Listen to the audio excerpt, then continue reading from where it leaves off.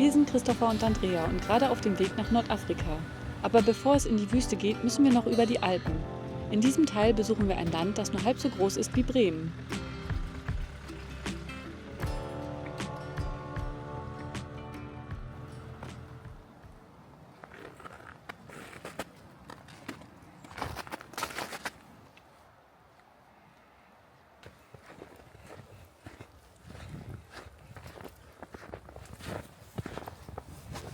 Wir sind im Winter angekommen.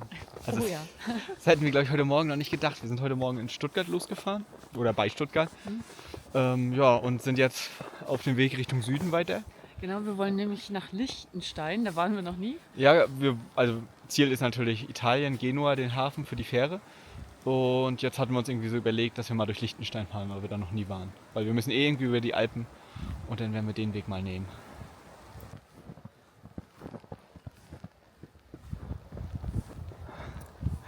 Das ist gar nicht so einfach hier.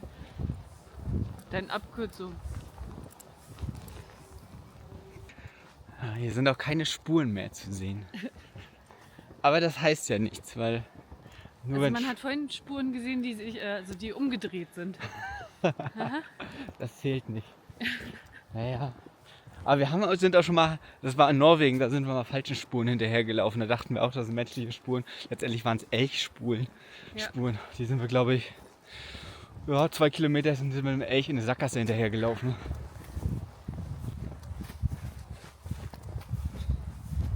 Wir haben den Weg gefunden. Sehr gut. Der Weg ist aber eine Straße, aber ist nicht so schlimm. Ja.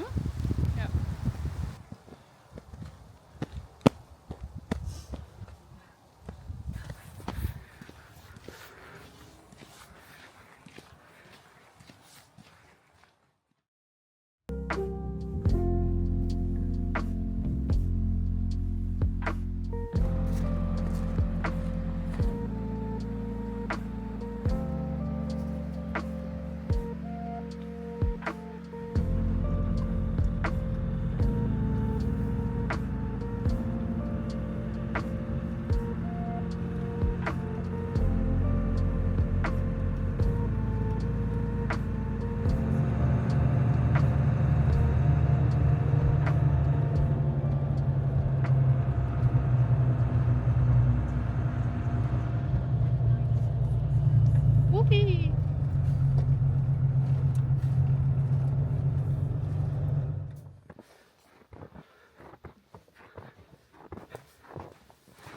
Ja, willkommen in Liechtenstein. Wir sind jetzt in Liechtenstein.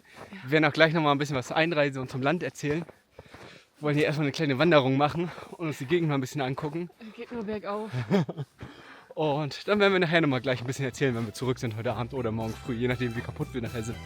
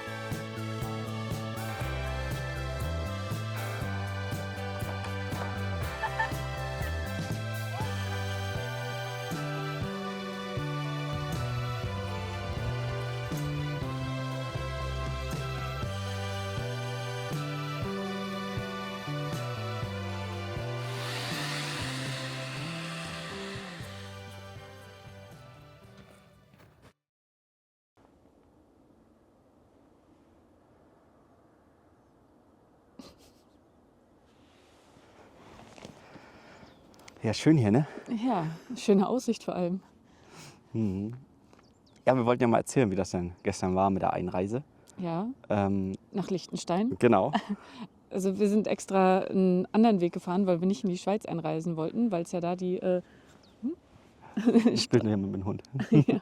weil es ja da die Straßenabgabe gibt für die Fahrzeuge über 3,5 Also Tonnen. die Schwerlastabgabe heißt das. Genau. Und deshalb sind wir eigentlich durch Österreich gefahren, um nach Liechtenstein zu kommen. Genau, weil wir sind halt wirklich, da läuft halt der Rhein auch witzigerweise mit lang. Der läuft auch hier durch Liechtenstein. Und sind wir so am Rhein runtergefahren. Man musste mal aufpassen, dass wir nicht in die Schweiz fahren, weil wir halt diese Schwerlastabgabe noch nicht gebucht hatten für unser Fahrzeug. Und ja, dann Ja, dann sind wir halt zur Grenze nach Liechtenstein gefahren und plötzlich hält uns ein Schweizer Zöllner an. ja, ich war total verwirrt. Also Ja. so, weil das war ganz knapp. Einmal ging es nach Liechtenstein und einmal in die Schweiz. Und ich habe extra darauf geachtet, dass wir nach Liechtenstein fahren. Und dann steht da ein Schweizer Zöllner vor mir. Und es stand auch am Übergang dann Zoll, irgendwas Schweiz und Ja. Liechtenstein, also beides. Und naja, dann hat er uns gefragt, wie schwer unser Fahrzeug ist und wie das denn jetzt ist mit der Maut, ob wir die schon bezahlt haben. Und wir Ja, waren ich hab natürlich gleich gesagt, ja, haben wir. und dann habe ich zu Andrea angeguckt und Andrea hat dann auch ihre App rausgeholt. Und das ist eigentlich ganz cool. Wie heißt die App? via Straßenabgabe. Also das ist für die Maut in der Schweiz ist das eben so eine App. Das kann man sich dann runterladen, sich registrieren, das Fahrzeug registrieren. Das ist ganz einfach. Ja, und man muss halt nur an dem Tag, an dem man dann buchen will, muss man einmal auf Registrieren oder einmal auf Buchen drücken. Ja, so entwerten, ne? Ja. Wie so ein Und das Zugticket ist- entwertet man das dann halt auch für den Tag. An sich ein Handgriff. Und dann sollte sie das halt rausholen, das Telefon, und dann einmal Ja. schnell buchen und damit wir den Zöllner den QR-Code zeigen können. Aber in dem Moment hatten wir kein Internet. Und dann war das auch wieder so ein bisschen so, ja, er hat das Auto dann auch schon so skeptisch angeguckt. Ja, ist ein ganz schön großes Stinkeauto, ne? Ja, da müsste das auf jeden Fall sein. Ja. Und dann durften wir aber zur Seite ranfahren und dann hatten wir wieder Internet. Ich habe das dann fix geladen, bin zu ihm hin, konnte ihm dann so einen QR-Code zeigen. Er hat den dann eingescannt und hat dann auch gesehen, dass wir bezahlt haben, unser Fahrzeug und so. Das geht also ganz einfach und ganz schnell. Ja, aber wir waren echt etwas perplex, dass wir halt da jetzt plötzlich Maut bezahlen müssen. Also ich habe das in dem Moment nicht hinterfragt. Ja, wenn der das will, machen wir das halt Ja, einfach. ja, klar. Und dann haben wir im Nachgang nochmal gelesen, da findet man recht wenig drüber. Und selbst auf der Seite des Auswärtigen Amtes steht das falsch. Da steht drin, in Liechtenstein ist keine Maut fällig. Genau. Wir wollen den auch mal anschreiben, dass das da halt falsch steht. Selbst auf Seiten des ADAC stand das nicht. Vom österreichischen Automobilclub, da stand das auch nicht drin. Genau, bei Wikipedia witzigerweise, da steht es Ja, richtig, dass halt die Schwerlastabgabe in der Schweiz und in Liechtenstein fällig wird. Genau, also das wird auch über diese Schweizer Sache halt abgerechnet. Also das machen die alles zusammen. Ja, wahrscheinlich, wie es aussieht, auch den Zoll. Also Ja. das habe ich aber auch noch nichts. Vielleicht weiß das irgendeiner. Also ich habe da jetzt nichts drüber gefunden, ob vielleicht diese Grenzbereiche halt vom Schweizer Zoll mit kontrolliert werden, kann ja weil sein. so viele Liechtensteiner gibt es ja nicht. Aber da werden wir nachher noch mal was zu erzählen. Ja, aber also es gibt ja auch nicht so viele Grenzübergänge tatsächlich. Deshalb, also es kann ja sein, dass das Ich alles mit weiß noch nicht, das eingebaut- werden wir jetzt ja heute oder morgen noch mal erfahren, weil wenn wir Liechtenstein verlassen, fahren wir halt weiter zur Schweiz. Und ich denke, da wird es halt keine Grenzkontrollen geben. Es wird wahrscheinlich nur zur österreichischen Seite Grenzkontrollen geben und nicht zur Schweizer Seite. Ja, das müssen wir uns mal angucken. Aber also das mit dem Auswärtigen Amt hat uns sehr irritiert, weil also wir kennen das ja, dass es da entweder gar keine Infos gibt oder es gibt eben so nichtssagende Infos. Ja, das stimmt. Ja. Wer reist, kennt das ja wahrscheinlich, dass das deutsche Auswärtige Amt immer ziemlich hinterherhängt mit Informationen. Und, aber bisher, dass da falsche Informationen drin standen, das hatten wir bisher noch nicht. Das war so das erste Mal. Ja, ich bin gespannt, ob wir da eine Rückmeldung kriegen. Ja, ich glaube irgendwie nicht dran, aber wir werden es sehen. Wir werden es berichten. Jetzt wollen wir natürlich auch noch mal ein paar Fakten zu Liechtenstein bringen, weil ich glaube, so viel ist das gar nicht so ein Begriff. Also das Ja, ist, also man kennt das, man weiß, dass es das gibt, aber man Ja. weiß ja gar nicht viel drüber. Es ist nämlich der 6. Staat der Welt. das ist schon krass. Ja, also es gibt ja 160 Quadratkilometer sind genau. das. Ja, also man kann das an einem Tag auch durchwandern, haben wir gehört. Und es gibt nur 40.000 Einwohner so knapp. Das ist so groß wie Wismar tatsächlich. Ja, und das ist der ganze Staat eben. Ne? Und die größte Stadt, also da, wo da so der Hauptsitz ist, in Vaduz, Vaduz, ja. ja, da sind so 5.000 Einwohner. Also es gibt keine Städte, es sind eher größere Orte. Also die nennen das nicht Städte. Und es gibt auch nur 80 Polizisten. Ich weiß nicht, ob die Zahl noch aktuell ist, Ja, aber weiß ich nicht. Und so- kein Militär. Also Ja. es ist ist halt sehr nah an der Schweiz, also so, glaube ich, auch verwaltungstechnisch, was uns aufgefallen ist, sehr nah an der Schweiz halt dran. Währung ist ja auch Währung, Schweizer Franken. Schweizer Franken haben sie genau. als Währung und Genau, die Kennzeichen, die haben halt, das sind FL, das sind schwarze Kennzeichen, so mit weißer Schrift und steht FL, also für Fürstentum Liechtenstein. Und dann so eine 5-stellige Zahl nur. Also es gibt keine Bezirke oder so, die dann nochmal extra benannt werden. Ist ja klar, bei 40.000 Einwohnern. Ja, Das heißt, genau. wenn jeder 2 Autos haben sollte, wären das nur 80.000 Ja. Fahrzeuge, die hier zugelassen sind. Ja. Aber es könnte durchaus sein, dass hier so viele Autos zugelassen Ja, sind. denn der Wohlstand ist hier sehr hoch. Also das merkt man auch tatsächlich. Wir haben auch gelesen, dass so jeder Zwölfte ist Millionär. Also der Wohlstand ist hier wirklich sehr hoch. Und es ist ein Fürstentum. Es ist eine konstitutionelle Erbmonarchie auf demokratisch-parlamentarischer Grundlage. Also so bezeichnen sie sich selber. Genau, also es ist also nicht vollkommen demokratisch, weil Also streng genommen ist es eine Monarchie. Genau. Wirklich, also die einzige Monarchie Europas, weil der Fürst kann jedes parlamentarische Gesetz, jede Entscheidung kippen und sagen, das machen wir nicht. er kann auch das Parlament einfach aus dem Amt setzen oder Ja. Richter ernennen oder so. Das kann er alles Ja. machen, wenn er das möchte. Er hat für alles sein Vetorecht. Angeblich soll er von dem nicht so häufig Gebrauch machen, aber im Vorfeld von Volksabstimmungen zum Beispiel soll er dann schon sagen, naja, wenn ihr da jetzt so abstimmt, dann lege ich mein Veto ein. Ja. Also dann, Ja, da gibt es schon, wenn man sich mal mit beschäftigt, wen das so interessiert politisch, hier ist schon einiges so ganz spannend, sagen wir es mal so. Spannend. Aber die Bevölkerung steht halt dahinter, ne? Weil ich sag mal, der Fürst hat halt Wohlstand gebracht. Die größte Firma hier, kennt halt wahrscheinlich auch jeder, ist halt Hilti. Ja. Ist halt weltweit agierender Konzern. Und man sieht auch gerade ein Hilti-Lager, stelle ich fest. Ich glaube, das steht Hilti da. Ja, ist Hilti, ja. Ja, aber die haben weltweit fast mehr Mitarbeiter als Einwohner in Liechtenstein. Ja, aber also dieses kleine Land ist schon recht schön. Also so, es ist halt eingeschlossen von den Alpen. Eigentlich ist es nur ein Tal. Ja, also wir gucken gerade so, Wir sehen, glaube ich, gerade die Hälfte Ja. von Liechtenstein. ja, das glaube ich auch. Ich glaube, da drüben ist Vaduz, ne? Genau, da fahren wir jetzt nachher mal nach Vaduz. Mhm. Und dann wollen wir uns auch einmal das Schloss des Fürstens einmal ansehen. Also man darf da nicht rein, weil der wohnt da ja drin. Mhm. Aber so von außen mal angucken, Genau. bevor es dann weitergeht.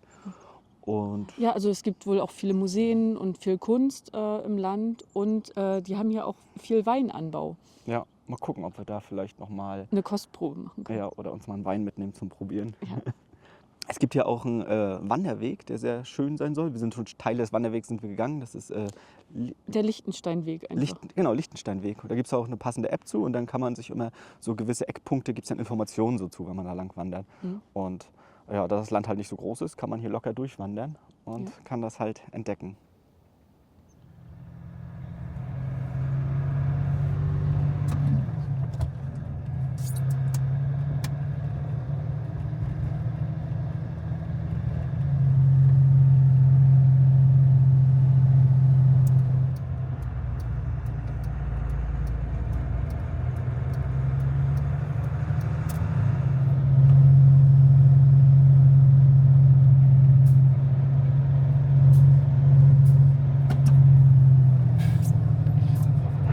Ich hoffe, das war richtig.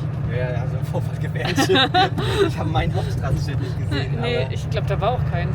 nee, aber er hatte so ein Dreieck im Kopf. Da stand nur geänderte Verkehrsführung. Ja, ich habe mich auch etwas erschrocken.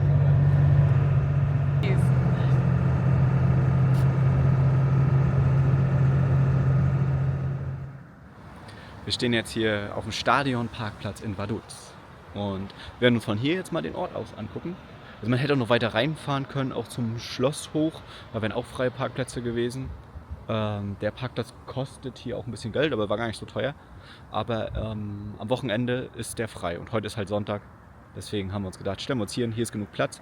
Und falls wir heute Abend keine Lust mehr haben weiterzufahren, kann man hier auch übernachten auf dem Platz. Ja, deshalb stehen wir halt hier.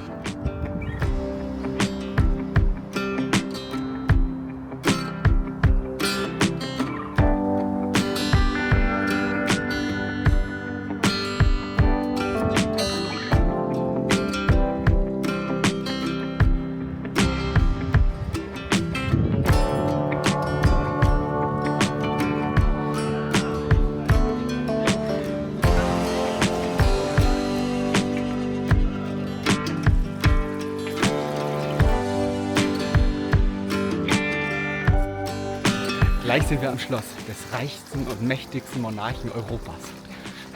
Das ist ein ganz schön steiler Aufstieg hier hoch. Ja. Es ist schon eine ganz coole Position, so, wo das Schloss so thront. So am Kopf von Vaduz. Man hat den kompletten, kann die ganze Stadt von hier sehen. Wir sind gar nicht außer Puste. Ist schon ziemlich cool. Ja. Guck, ich glaube, wir können sogar unser Auto sehen da vor diesem Stadionparkplatz von hier oben. Da ist auch irgendwo eine Aussichtsplattform, die konnte man schon entdecken. Ja, wir sind etwas außer Form. 1,5 Jahre in Norddeutschland haben ihre Spuren hinterlassen.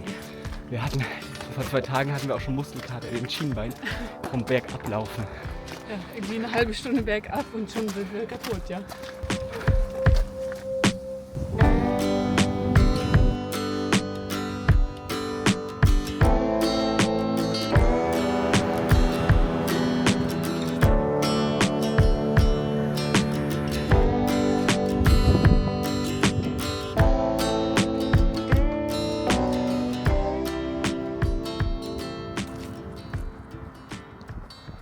Wir sind jetzt wieder zurück von unserer Vaduz-Tour. Ja. Haben die ganze Stadt gesehen. Ja, es ging recht fix. Ja, so viel ist es ja nicht. Nee, Und- also es ist auch nicht alles offen, es ist halt Sonntag und Man sieht auch eigentlich fast nur Touristen, witzigerweise. ja. Ja. Ja, bis auf dem Markt, das ist so eine kleine Eislaufbahn. Ich glaube, das sind Leute von hier, so mit ihren Kindern, laufen Ja. die dann da alle ein bisschen Schlittschuh. Aber wir haben uns auch überlegt, jetzt weiterzufahren, weil es sind leider sind es halt wieder Plusgrade. Wir haben fast 10 Grad. Ja, der Schnee ist Und- also Ja. an vielen Stellen komplett weg. Genau, wir hatten ja doch gehofft, hier ein bisschen Skilaufen zu gehen. Aber das wird halt nichts. Aber wir werden jetzt ein bisschen weiter in die Schweiz, ein bisschen in höhere Lagen und da ist vielleicht noch ein bisschen mehr Schnee. Und dann, ja, mal schauen, dann werden wir uns da auch gar nicht so lange aufhalten, schätze ich mal. Und dann nach Italien weiter, Genau. der Sonne hinterher.